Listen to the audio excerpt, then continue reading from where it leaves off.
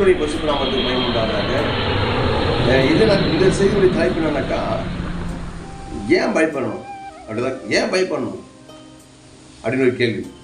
இன்னைக்கு அநேகருக்குள்ளே பயம் இருந்துகிட்டே இருக்கு. பயத்து நிமித்தமா ஊழியம் செய்ய முடியல, ஜபிக்க முடியல, ஆராதனை செய்ய முடியல, பயத்து நிமித்தமா வேலைக்கு போக முடியல, பயத்து நிமித்தமா வேற எந்த காரியத்தையும் செய்ய முடியல, பயத்து நிமித்தமா இப்படி பயம் பயம் பயம் பயம் வந்தவனுக்கு நிறைய தோல்விகளை சந்திக்க வேண்டியது. தோல்விகள், ஏமாற்றங்கள், கண்ணீர்கள், பிரச்சனைகள், வருத்தங்கள், வேதனைகள், இது எல்லாருக்குமே காரணம்னாக்கா பயமா இருக்கு. ஒரு காலத்தில் அதனாலதான் வேத தெளிவாக சொல்றது, நல்லா கவனிக்க இயேசு நாமத்தில். அந்த வேத வசனத்தை கூட நான் உங்களுக்கு வாசிக்கிறேன். அது நம்ம நார்மலாக வாசிக்கிற வசனம் தான். மறுபடியும் கூட உங்கள் நினைவு கூறும்படி அதை வாசிக்கலாம். ரோமர் 8ஆம் அதிகாரத்தில் 15வது வசனம் சொல்லுது, அந்தபடியே திரும்பவும் பயப்படுகிறதுக்கு நீங்கள் அடிமத்தனத்தின் ஆவியை பெறாமல் அப்பா பிதாவே என்று கூப்பிட பண்ணுகிற புத்திர சுகாரத்தின் ஆவியை பெற்றீர்கள். பாருங்க, மறுபடியும் என்று சொல்லப்படுகிறது. மறுபடினாக்கா சும்மா மறுபடியும் தேவனுடைய மறுபடியும் அப்படின்னாக்கா நம்ம திரும்ப திரும்ப பயப்படுறது. ஒரே விஷயத்தை குறித்து அடிக்கடி பயம். அழகான இயேசுவை ஏற்றுக்கொள்ளாத போது மரணத்தை குறித்து பயம். மரணம், ஐயோ இப்படி ஆயிடுமோ அப்படி ஆயிடுமோ, வியாதிகள் வந்தா அப்படி ஆயிடுமோ, ஏதாவது ஒரு பயம். அப்ப வேதம் சொல்லுது, திரும்பவும் நீங்க பயப்படக்கூடாது. அப்ப நீங்க திரும்பவும் பயப்படுறதுக்கு நீங்க அடிமைகள் கிடையாது. அப்ப இயேசு ரத்தத்தினால கழுவப்பட்டீங்க.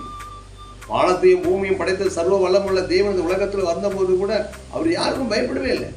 அவருடைய மரணத்தை குறித்து அவருக்கு தெரியும், அவர் சிலுவை மரணத்தை குறித்து அவருக்கு தெரியும், சிலுவை பாடல்கள் குறித்து அவருக்கு தெரியும். ஆனா யாருக்கும் பயப்படவே இல்லை. அப்ப பயப்படாம நம்முடைய ஆண்டவராக இயேசு கிறிஸ்து அடிமைத்தனத்தின் ஆவியை கொடுக்காம அப்பா பிதாவே என்று அழைக்கக்கூடிய புத்திர சுகாரத்தின் ஆவியை கொடுத்திருக்கிறார். இப்ப அப்பாவுக்கும் பிள்ளைக்குள்ள ரிலேஷன்ஷிப். மோசேயை பார்த்து எல்லா ஜனங்கள் எல்லாம் சொன்னாங்க, ஆண்டவர் மோசே, ஆண்டவர் பேச தேவையில்ல, தேவன் எங்க இடத்துல பேச தேவையில்ல, நீ பேசுன்னு பயந்தாங்க. அப்படியே வேதம் சொல்லிட்டு திரும்பவும் பயப்படுறதுக்கு ஆண்டவர் இந்த இஸ்ரவேல் ஜனங்களோடு கூட பேச தொடங்கும் போது அவங்க எல்லாரும் பயந்து எல்லாம் மோசே நோக்கி கத்துனாங்க. ஏன்னா பயம், அந்த வார்த்தை, தேவனுடைய வார்த்தையிலிருந்து ஒரு பயம்.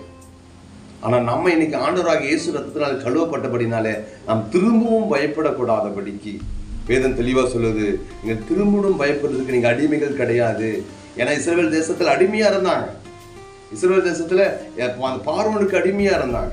அந்த இடத்துல ஆராதிக்க முடியாது, அந்த இடத்துல ஜெபிக்க முடியாது, அந்த இடத்துல வேதம் வாசிக்க முடியாது, அந்த இடத்துல தன்னுடைய தேவனை உயர்த்த முடியாது. ஆனா எப்ப ஆண்டவராக இயேசு கிறிஸ்து உங்களுக்காக எனக்காக ரத்தத்தை சிந்தி தன் ஜீவனை கொடுத்து தன் காயங்கள் எல்லாம் நமக்காக காயத்தப்பட்டு அவர் மரித்து உயிர்த்து இருந்தாரோ, இப்ப நம்ம சுதந்திரம் அப்படின்னு சொல்லுவோம். இந்த வசனத்தை வாசிக்கலாமா? அதே 16வது வசனத்தை வாசிக்கலாம், கவனிங்க. நாம் தேவனுடைய பிள்ளைகளா இருக்கிறோம் என்று ஆவியானவர் தாமே நம்முடைய ஆவியுடனே கூட சாட்சி கொடுக்கிறார். ஒரு இடத்துல வாசிக்கிறோம், போன பதிவுல கூட நம்ம பார்த்தோம். அந்த இடத்துல சொல்லுது, பரிசுத்த ஆவியானவர் தாமே நமக்காக வாக்கு கடங்காத பெருமூச்சோட அவர் வேண்டுதல் செய்கிறார்.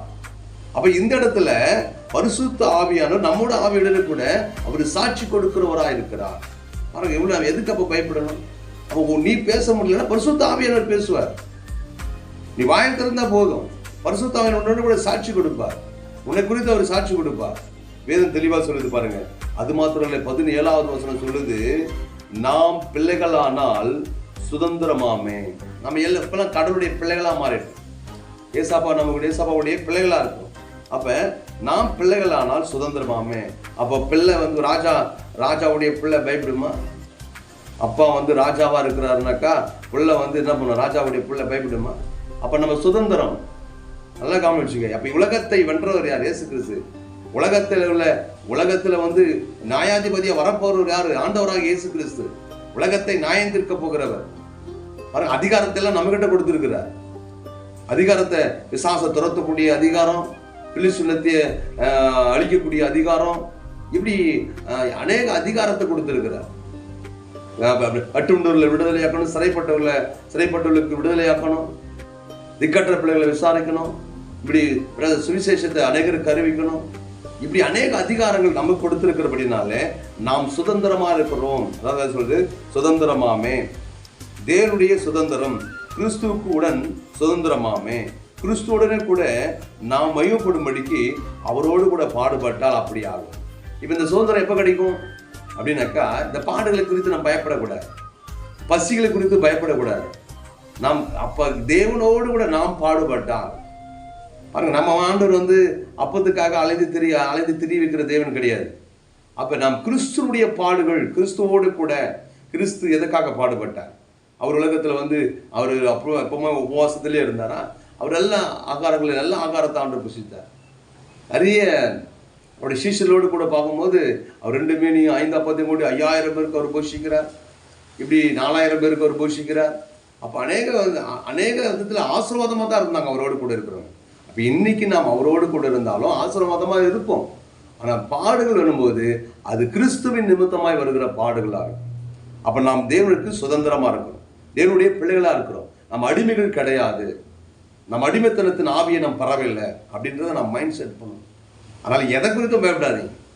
எனக்கு கிறிஸ்து நமக்குள்ள இருக்கிறாரு. பேசுகிறது நான் அல்ல, பரிசுத்த ஆவியானவர் நானே பேசுகிறேன்னு சொல்றாரு.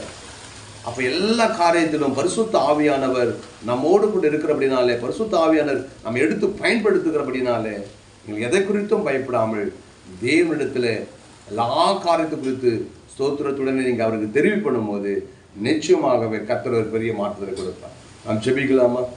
மகா இரக்கமும் கிருபையும் நிறைந்த நல்ல ஆண்டவரே, ஏசப்பா, எந்த வேலையில கூட யாரெல்லாம் என்னென்ன காரியத்தை குறித்து பயந்து இருக்கிறார்களோ அவங்க பயங்கள் எல்லாம் கர்த்தராகிய இயேசுவின் நாமத்துல வெளியேறும்படியா ஜெபிக்கிறோம். அடிமைகளா இல்லாம அந்த அடிமைத்தனத்திலிருந்து விடுதலை ஆக்கின, சுதந்திரமாக்கின, பிள்ளைகளாக்கின உம்மிடத்துல நாங்கள் சமாதானமா இருக்க, அந்த சந்தோஷமா இருக்க, அந்த பயத்தை முற்றிலுமாய் அகற்றி போடும்படியா இந்த கரத்திலிருந்து ஒத்தாசை இருக்கும். மீட்பர ரட்சகரமா இருக்கிற கர்த்தராகிய இயேசு நாமத்தில் ஜெபிக்கிறோம் எங்கள் ஜீவனுள்ள நல்ல பிதாவே, ஆமென்.